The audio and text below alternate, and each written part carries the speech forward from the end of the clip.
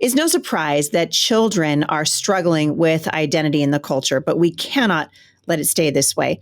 Our kids need us to step up to the plate and give them a firm foundation in identity so that they will walk firmly in who Christ has made them to be. Join me and my friend today, Dr. Kathy Koch, as she shares some encouragement and practical tips for how you can help your kids find their identity in Christ. This is the Heidi St. John podcast. I'm glad you're here. Stick around. I think you're going to be encouraged.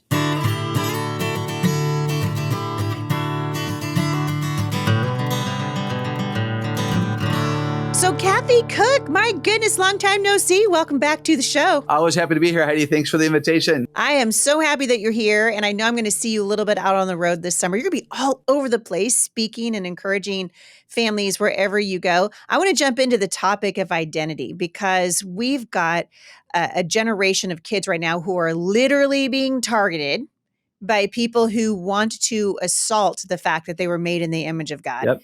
And I'm curious as to why you felt this topic was so important to write about. Tell me a little bit about where the starting off place when you began to talk to parents about helping their kids establish a firm identity in Christ. Yeah, like you, I was flabbergasted and alarmed that there were so many people who didn't get that, didn't believe it, didn't know how to even talk to their kids about it. You've heard me say that we have an identity crisis because we have a security crisis in our culture, in our country, in the world, I think. And I want kids to know who they are because identity controls behavior, right? So who I think I am is who I will be. So if kids don't know who they are, they don't know who to be. They don't know how to behave. Heidi, it's a main reason they'll go wherever the wind blows them. But when children know who they are and what the family values are and what the core beliefs are, where their security is placed, then it's less likely that the devil will have his way with them. It's so good. And if you are a parent and you're trying to establish this with your kids, where do we start, Kathy? I mean, there are kids. I mean, all you got to do is walk through the checkout sign of Walmart, right? And there's a million different people trying to tell kids who they are. Social media is a dumpster fire for children. You and I can talk about that also because for goodness sake, keep your kids off of these platforms.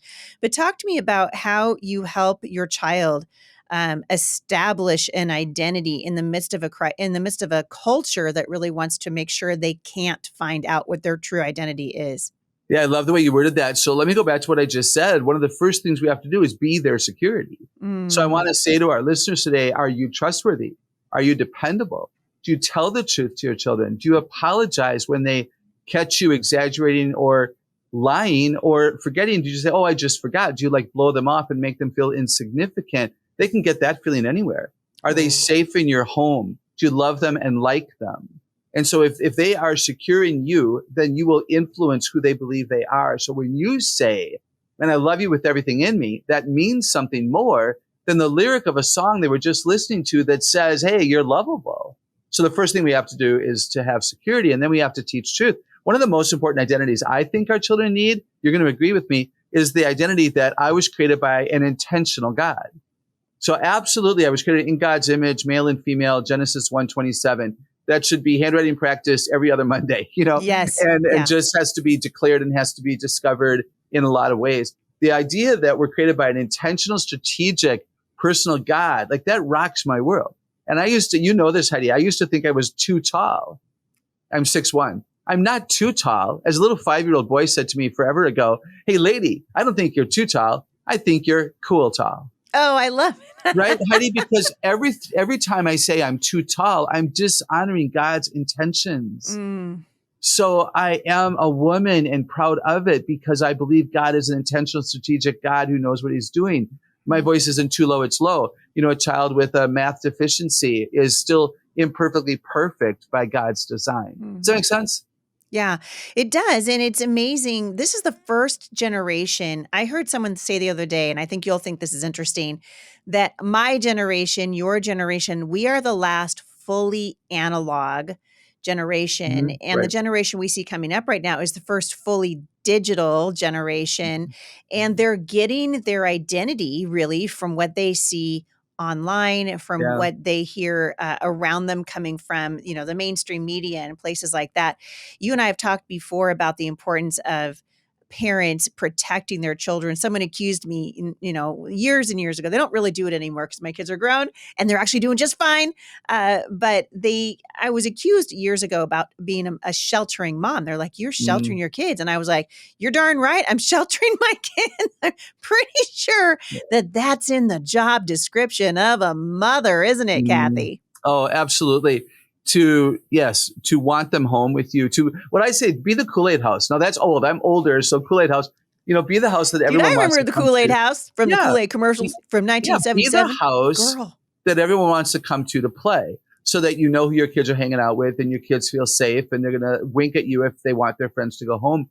So no, there's all kinds of ways that we shelter and protect. We protect from evil, and we shelter with truth. And Mm. that's the call upon our lives. Read Deuteronomy 6. And this is not hard and scary if you're humble and willing to submit and listen to podcasts like this to get help, because we know that this is new for a lot of people who are listening. But the evil is at the door, so we have to shut it. No screen door. Shut it, bolt it. Mm. Triple lock it if you want to. But we've got to be really careful. Heidi, I think that our kids need to know that they're important, valuable, and significant. Not more important than anyone else. I'm more important than you are. That's sin. That's pride. That's irresponsible parenting. But I want our children to believe deep down in their knowing of their knowing that they matter. I'm important. I'm significant. I'm valuable. Because when I believe I'm valuable, then I matter. Now everything matters. Now learning matters. Now character matters. Now Christ-like obedience matters.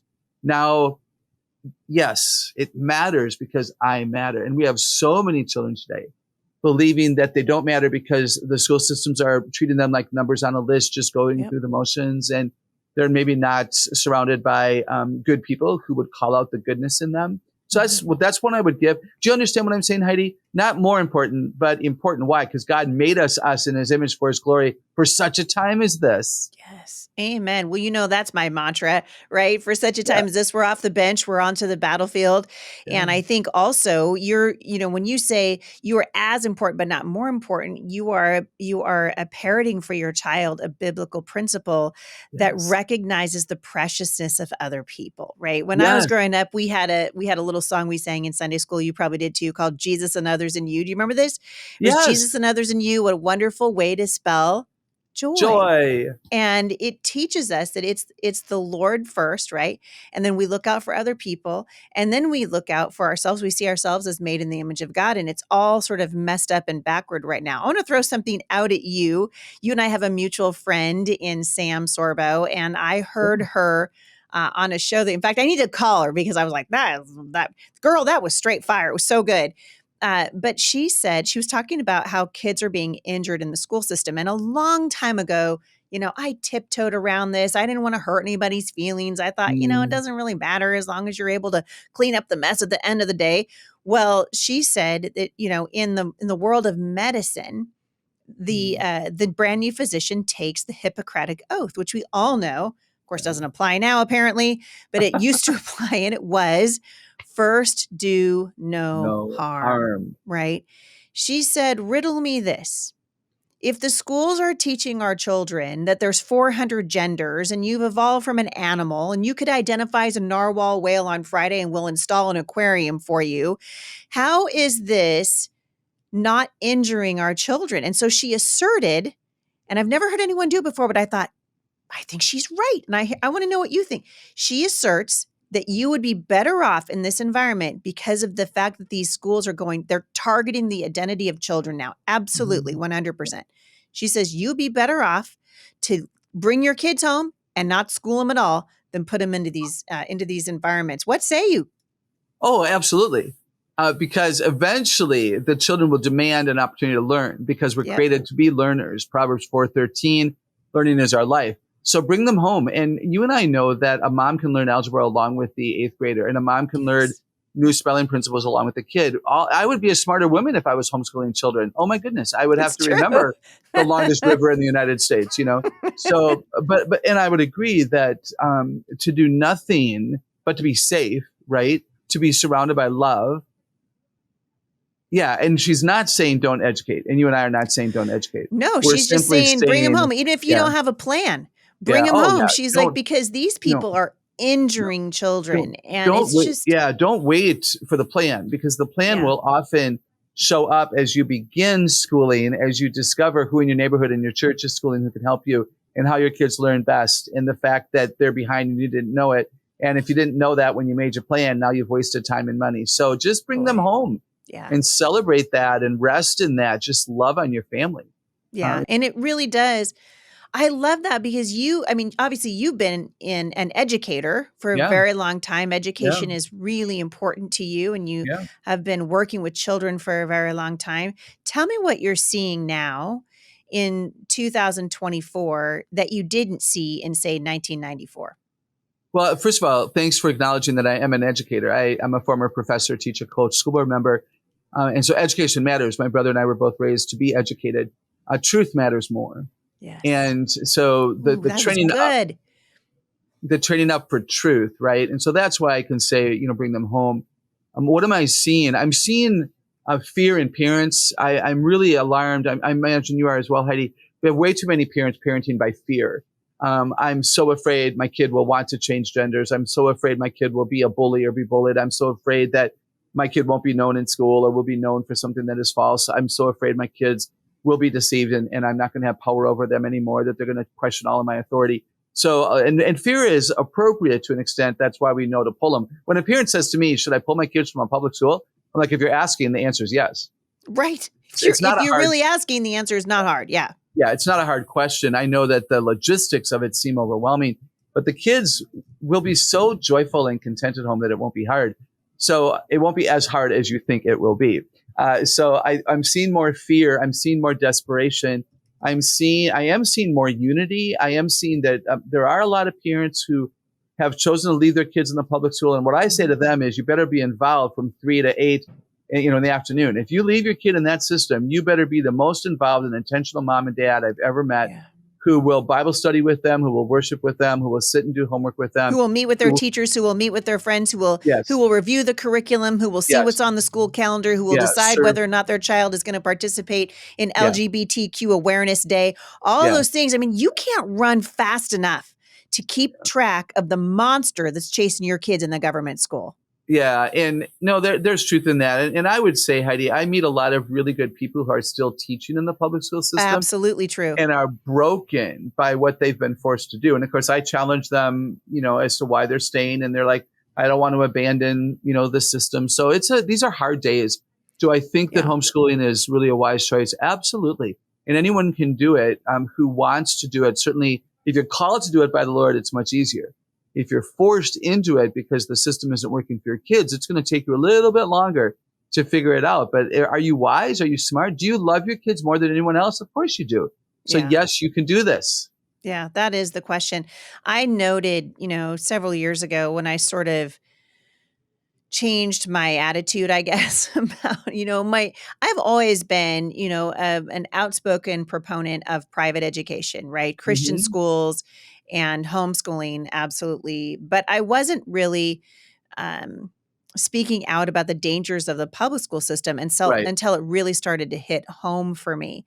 And I right. noted that I would consider myself at the tail end of the pioneer generation of homeschooling, right? So you give Heidi St. John a little red wagon. By the time I figured it out, like, oh, hey, education's not neutral. Oh, hey, I'm this kid's mother, Mhm. and I pulled our daughter out of the public school system in the second grade.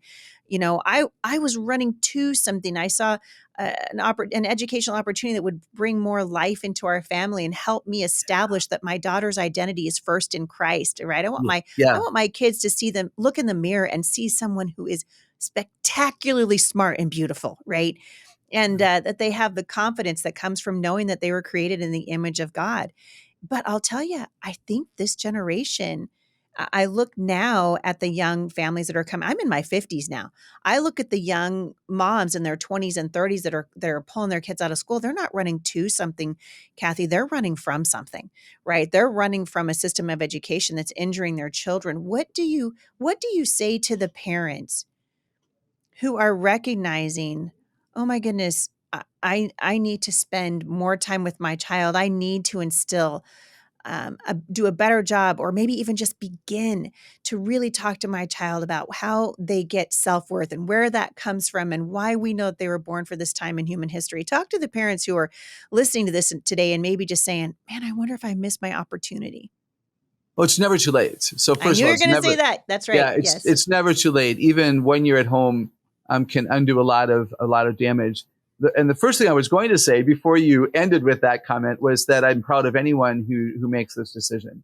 I Yes. understand and you understand that sacrifice is necessary, and Mhm. sacrifice is not a character quality that is celebrated from the masses. Yet love rules. And so Yeah. first thing I'd say is I'm proud of you. Make sure you're healthy. So if you've not been in the Word, if you've not been a worshiper, if you're not a Christ follower, there are a lot of Christians. In my church, we use the phrase Christ follower because my pastor wants us to see that there's action when you are a believer. And so So good. if you, thank you, my pastor is very wise. If you believe that you have kind of stepped away because of busyness and priorities, I respect that. Heidi gets that. This is your opportunity for you being healthy and healthier as a family. This is a family Yes. decision. And again, it's not about spelling the math. It's not. It will eventually become academic orientation, but right now it's about love, sibling relationships, a healthy family. Here's one of the most important identities for a kid to have. That's my mom. Ooh. One of the most important kid identities for a kid to have is I am the daughter of Don and Arlene Koch. You know, Heidi, I was raised not by believers, by really good people. My grandfather was mayor of my city when we were growing up. So we were part of the Meyer clan. The news media watched us. I was very proud to be Irv Meyer's granddaughter. And I was never not proud of being Arlene and Don Koch's daughter. I want children today to know their parents, and I want parents to know their children so that the greatest influence is in that dynamic. And I think one of the key identities after you talk about creating the image of God, created by an intentional God, someone Jesus died for, all the Christian things, chosen, adopted, beloved, all those things, then man, that's my mom. That's my mom. And right So now, good. authority is questioned in the public school system to the extent, and kids are told, oh, your mom she's so weird, that she believes those things. No, no, no, no, Right. no. Right. Bring them home because God ordains the family before he ordains the church. And we have got to remember that the family unit matters greatly to God. Yeah. And I think it goes back to just a return to saying we want to value as the children of God what God says is valuable, right? Yes, So we yes. love the people that are around us, starting with the people that God gives us responsibility for. And those Yeah. are the people that are in our home and the people that are in our communities. And you have done such a beautiful job. I think one of the things I so love about you is the joy that you bring Uh, to the topic of parenting, and the joy that you bring to remind parents that the opportunity that they have to influence their children is significant. It's no small thing in the hands of the Father. And I love that you've made that point so beautifully over the years at Celebrate Kids. And every time I hear you speaking out on the road, kids need to know that they're loved. And I yeah. think tell me, I mean, tell me what you think about this. I really believe, and I've seen this in my own children, and I've seen this in my own life, having come from a not very healthy background, Mm-hmm. that once you understand how loved you are, Mm-hmm. once you know, oh, hey, I'm here on purpose. Oh, hey, God did this on purpose. Like he Yep. saw that little bend in Heidi St. John's little toe and thought it was cute. He was like, that's pretty cute. Yep. That's a little add-on right there. That's just for you, right? That little birthmark that's on my leg that I used to be embarrassed about when I was a kid. That was his signature stamp on Yeah. Heidi St. John. And it Yeah. changes you, doesn't it? Yes. And so kids have to believe and parents have to believe that God is good and he's a good creator and he does intentionally strategic, beautiful work so that we don't self-reject. Absolutely so critically important. Heidi, children have to be loved. And what kids have told me is that, well, Dr. Kathy, my parents have to love me. God has to love me. They don't have a choice. I wish they liked me. Right. I wish they liked me. And what's significant Mm. about that from a child's perspective, I just podcasted about this myself. Love is unconditional. There's nothing I can do that would cause my parents to love me less or more. But children know that like is conditional. So it actually matters a lot to them that they're liked. And when I ask them, well, how do you know you're liked? Well, my dad asked if I would play ball with him. I don't always have to ask him. My mom asked if I could make the cookies with her. I don't have to ask her all the time. Like they want me with them. So one of the things that I think happens that gives me chills as a homeschool family is because you get in this unity space and you now you know your values, you know your beliefs, you know why you're together. You have a family dynamic that is different. Your children will believe because of how you treat them that they're loved and liked. That can change everything. I hope that makes sense. Man, I love it so much because I think parents, especially in the homeschool space, we start thinking about academics. I wrote down what you said, Kathy. I'm giving all of my really awesome guests really great book titles. So this is your new book title. I will write a forward for you. Maybe I'll write the book with you. I think you should write it. Education Matters, Truth Matters More. We could co-author that. We could. Well, you said it, girl. When you said it, I thought, man, that's so true. Because what happens is we get fixated. We've been kind of lied to, I think, as parents, whether it was intentionally or not, right? That education's the main thing. It's reading, writing, and arithmetic. But the Bible teaches that what we should be in the pursuit of is wisdom. And wisdom is the ability to apply the knowledge that we have from a perspective that is life-giving. And that's what we have missed so much of. And really, once you bring your children home and you spend the first, 6 months just getting reacquainted, it is amazing. And I know you've seen this as an educator because I've seen it too. It is amazing how quickly your children will catch up.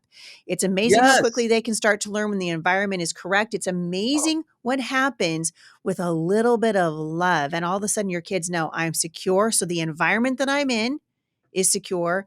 The love my parents have for me is secure. The plan they're making for me is a good one. And now I'm free to actually learn. And there's less comparison because there's fewer kids. Yes. If a parent is listening to us and saying, "Oh, I don't have the time," actually, yes, you do. Because you don't have 28 kids. You don't have to wait for the slow student before you can move on. You don't have to have 5 minutes of bathroom breaks, a 30-minute cafeteria break, 2 recesses a day, a long walk to the music room. No, you can home educate efficiently and beautifully, whether you have 1 kid or I have friends who do it with 9. You find a rhythm of making that work. So again, we don't want you to think that you can't. You can if you humble yourself, do the work on yourself that needs to be done, listen to podcasts like this, maybe go to a homeschool convention, find out in your community who else is doing it. But it's so possible. And it will change your identity and it will change the kids. Yeah, it's really true. If there's parents listening and they don't hear anything we say today because the kids are loud and the radio got dropped and they didn't hear the whole thing and you want them to walk away with something. So lean in, everybody. You want them to walk away with something that would be life-giving for their family and life-changing for their child. What would it be? You are the perfectly imperfect parent for your perfectly imperfect children, or you would not be parenting those children. God did ordain you as a family unit. And on your worst day, you are the best mom for your children because God chose you to be their mom. And we have to stay in that space and believe it in our believing. Man, you got to know it in your knower, right? Deep down in your knower. Yeah. Dr. Kathy Koch, it is always a joy to see you. Your love for people is just absolutely infectious. Where can people, you've got, a million books that people can get, right? I have a bunch of them here at the Homeschool Resource Center. Tell us a couple of the titles of your books and then where people can find you online. Well, I only have 7, so let's tell the truth. Only 7? But I love that. My newest book. I only have 7 children. Oh, okay. My newest book is Parent Differently, Raise Kids with Biblical Character That Changes Culture. I wrote Resilient Kids, Help Them Embrace Life with Confidence. My best seller is 8 Great Smarts, How to Raise Children to Believe in Their Ability to Learn. And you can find those books and my other books at celebratekids.com. You can follow us on Facebook at Celebrate Kids Inc. Our podcast channel is Celebrate Kids with Dr. Kathy. And I would be so honored if your people would come over and be my people. So thanks for letting me be on the show. Thank you for being here. I know my people are your people, girl. I already know it. I do. I know it. I meet them everywhere, actually. It's so much fun. They'll say, I've heard you on Heidi St. John. Yeah, I'm grateful. I'm grateful for your support, Heidi. It means a lot. So thank you. Back at you. You're very welcome. Thank you guys so much for tuning in today. I hope you've been blessed and encouraged by my friend, Dr. Kathy Koch. She's going to be out on the road like I am this summer. And I know that both of us are going to be at Teach Them Diligently. You can check out those events at teachthemdiligently.net. And you can find out where Kathy will be at her podcast. And also, I will link back to that in the show notes today. You guys, love your children today. Love your people well. God has given you a window of opportunity to bless and encourage and raise these children up to be strong and courageous in the Lord. Now is the time. Don't waste it. We love you guys. Have a great day. I'll see you back here again at the intersection of faith and